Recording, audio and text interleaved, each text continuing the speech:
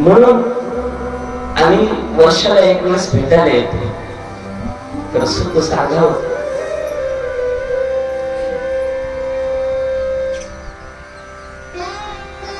सकळ विश्वामध्ये एकच स्वरूप उलटलेलं आहे. सकळ विश्वामध्ये एकच स्वरूप उलटले, ज्याला आम्ही ईश्वर. या जगामध्ये दुसरा कोणीच नाही.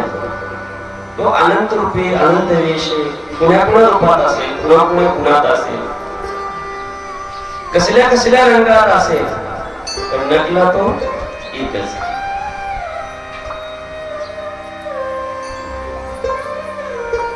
सुखाच्या गोष्टी कुठे सापडतात, तर सुखाच्या गोष्टी ज्ञानात सापडतात. ज्ञान आनंद प्रदान करतं. ज्ञान काय करतं? आनंद देतं.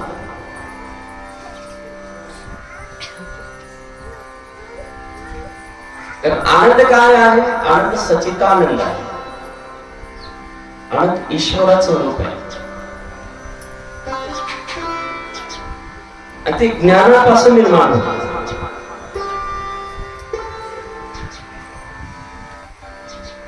जे ज्ञान आनंद प्रदान करत नाही ते ज्ञान आहे. ज्ञानात सकल सामर्थ्य आहे. मुक्ती, मोक्ष, पुरुषार्थ, षड्गुण ऐश्वर्य सर्व ज्ञानात आहे. ज्ञान आनंद देत असतात. आणि ज्या ज्ञानाला आपण प्राशन करतो ते सच्चिदानंदामध्ये परिवर्तन होतात.